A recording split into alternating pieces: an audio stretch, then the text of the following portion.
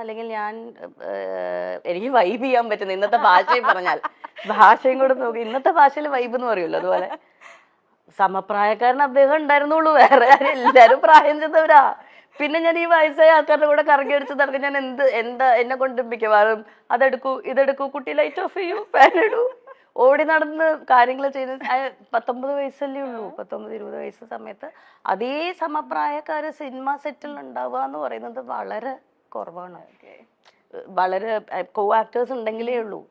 അതിപ്പോ ഞാൻ പെയ്തൊഴിയാതെ എന്ന് പറയുന്ന സീരിയലില് ഒന്നാമത് എനിക്ക് ഭയങ്കര ഹോം സിക്നെസ് ആണ്. ഞാൻ എറണാകുളം വിട്ട് തിരുവനന്തപുരം തന്നെ കുറേ ലോങ് ആദ്യമായിട്ടാണ് അത്രയും ലോങ് ഡേയ്സ് മാറി നിൽക്കുന്നതെല്ലാം. പിന്നെ നമുക്ക് ഒരു ഷോട്ട് കഴിഞ്ഞ് അഭിനയിച്ചാൽ ബുക്ക് വായിക്കും, അത്രേ ഉള്ളൂ. പിന്നെ അതല്ലാതെ കുറെ നേരം ക്യാമറ അദ്ദേഹത്തിന്റെ കൂടെ പോയി സഹായിക്കും, കുറെ നേരം ഡയറക്ടർ സാറിനെ കൂടെ പോയി സഹായിക്കും, ഇതൊക്കെ തന്നെയേ ഉള്ളൂ. അപ്പോൾ അത് കഴിയുമ്പോഴത്തേക്കും ഇന്ദ്രൻ ഈ പറയുന്ന പോലെ ഇന്ദ്രൻ നാഗർകോയിലാണ് ആ സമയത്ത് പഠിച്ചുകൊണ്ടിരുന്നത്, എഞ്ചിനീയറിംഗിന് പഠിച്ചുകൊണ്ടിരിക്കുന്ന സമയമാണ്. അപ്പോൾ ഇന്ദ്രൻ ഈ അമ്മേനെ ലൊക്കേഷനിൽ കൊണ്ടുവിടാൻ വരും, പിന്നെ ലോങ് വീക്കെൻഡ്സ് ഉള്ള സമയത്തൊക്കെ സെറ്റിൽ വരും. നമ്മൾ ഓരോ കാര്യങ്ങൾ പറയും, ഒബ്വിയസ് ആണല്ലോ. ഇപ്പൊ ഇന്ന് ഏതെങ്കിലും നമ്മളുടെ വീട്ടിലൊരു ഗ്യാതറിംഗ് നോക്കിയാൽ തന്നെ നമ്മുടെ കുട്ടികളെല്ലാവരും സമപ്രായക്കാരോടൊപ്പം അല്ലേ സംസാരിക്കുക. അങ്ങനെ സംസാരിച്ചു തുടങ്ങിയതാണ്. പിന്നെ സെയിം ടേസ്റ്റ് ഓഫ് മ്യൂസിക് ആണ്, പറയുന്ന കാര്യങ്ങളിലും കുറേ ഈ പറയുന്ന പോലെ റിലേറ്റ് ചെയ്യാൻ പറ്റി എന്നുള്ളൊരു സംഭവമുണ്ട്. And I don't know what happened, when happened, it just happened. It just happened. Yeah. അതാണ് അതിന്റെ ഏറ്റവും ബ്യൂട്ടിഫുൾ ആയിട്ടുള്ള സംഭവം. ബിക്കോസ് ഇപ്പോ 20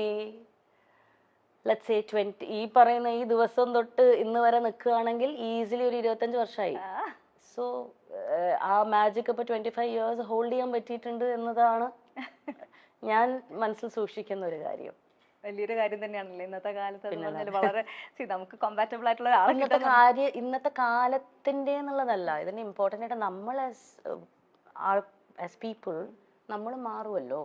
20കളിൽ നമ്മളല്ലല്ലോ 30കളിൽ നമ്മൾ, അതല്ല 40കളിൽ. അത് കീപ്പ് ചെയ്ത് പോകാൻ പറ്റണ്ടേ? ലോകം മാറുന്നത് വേറെ വിഷയം.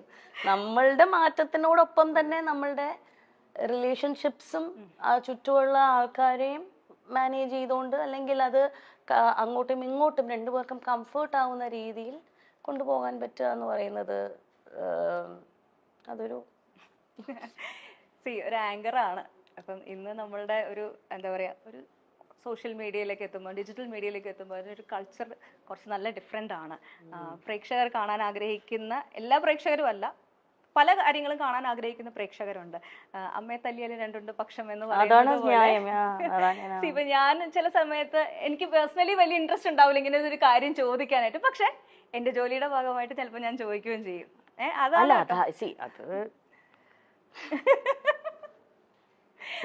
അപ്പൊ ആ ഒരു അങ്ങനെ ഒരു ആങ്കറിങ്ങിൽ വന്നിട്ടുള്ള ഒരു മാറ്റം, ഇപ്പം ഇന്റർവ്യൂസ് ഇതേപോലെ കഥ ഇതുവരെ അല്ലാതെ തന്നെ ഒത്തിരി നല്ല നല്ല ഇന്റർവ്യൂ പ്രോഗ്രാംസ് ചെയ്തിട്ടുണ്ട്. ഞാനൊക്കെ കണ്ട് ഒരുപാട് നമ്മുടെ അപ്പൂസൊക്കെ ഭയങ്കര ഫാനായിരുന്നു കേട്ടോ. കഥ ഞങ്ങളുടെ ചാനലിൽ തന്നെ ഇങ്ങനെ ഒരു ഷോ കോൺസെപ്റ്റ് കൊണ്ടുവന്നത് കഥ ഇതുവരെ ഇൻസ്പയർഡ് ആയിട്ടാണ്.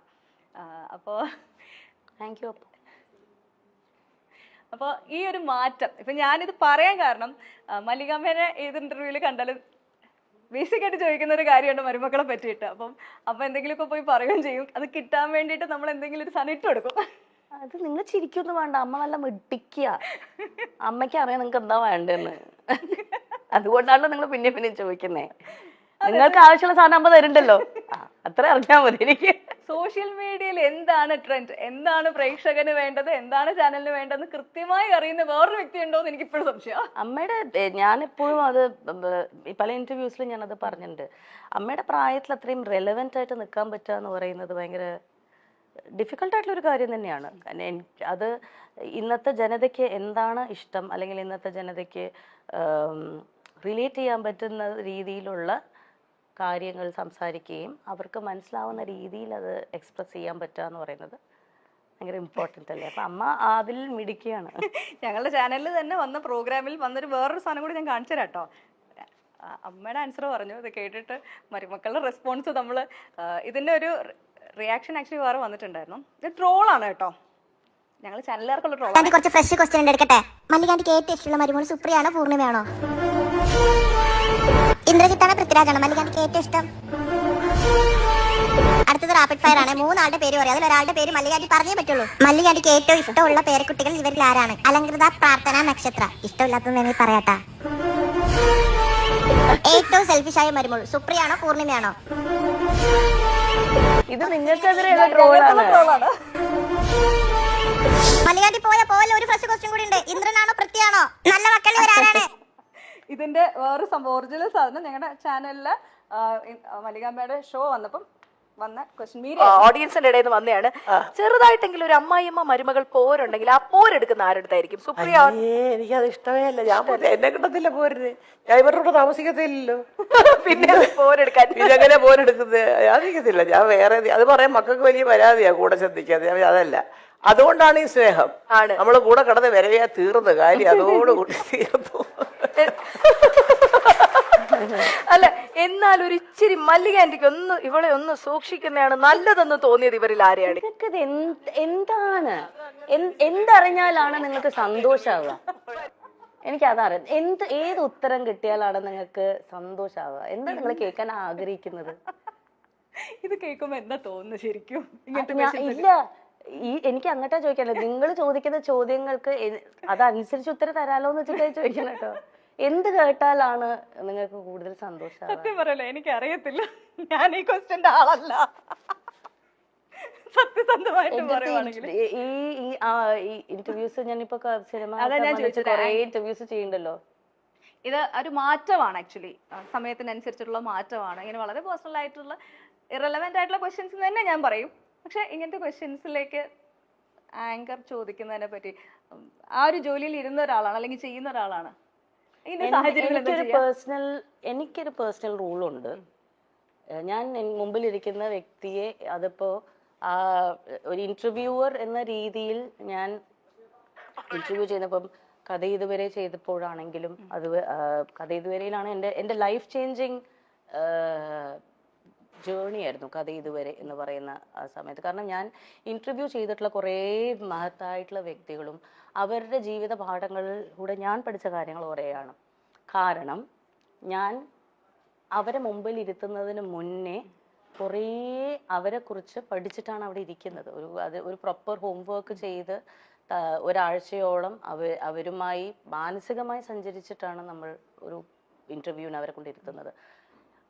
ആ സമയത്ത് എനിക്ക് ആ മുമ്പിലിരിക്കുന്ന വ്യക്തിക്ക് ഏറ്റവും ഉചിതമായിട്ടുള്ള അദ്ദേഹം അവിടെ ഇരിക്കുമ്പോൾ അദ്ദേഹത്തിന്റെ മനസ്സിൽ ഓർത്ത് വെക്കാൻ പറ്റുന്ന സന്തോഷം അല്ലെങ്കിൽ അദ്ദേഹത്തിന് സന്തോഷം കൊടുക്കുന്ന കുറച്ച് നിമിഷങ്ങൾ മനസ്സിൽ കൊടുക്കണം എന്നത് മാത്രമേ ഞാൻ വിചാരിക്കാറുള്ളൂ.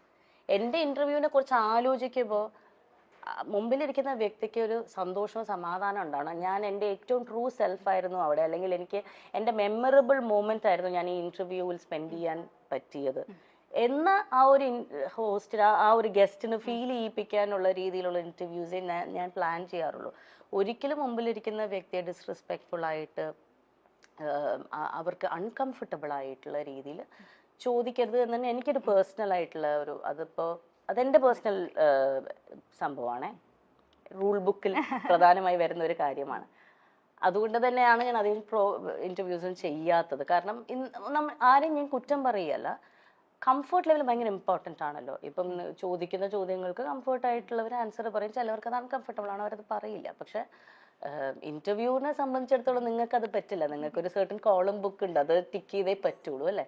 എനിക്ക് അങ്ങനെ ആരില്ല. ഞാൻ ചെയ്തിരുന്ന ഷോയിൽ എനിക്ക് പേഴ്സണൽ ആയിട്ടുള്ള ഒരു സ്വന്തമായി പറയാറുണ്ട്, ഞാൻ ഇന്ന കാര്യങ്ങൾ ചെയ്യില്ല, ഞാൻ ഇന്ന രീതിയിൽ ചെയ്യുള്ളൂ. എനിക്കതേ പറ്റുള്ളൂ. കാരണം എനിക്കൊരാൾ അൺകംഫർട്ടബിൾ ആക്കാൻ പറ്റില്ല.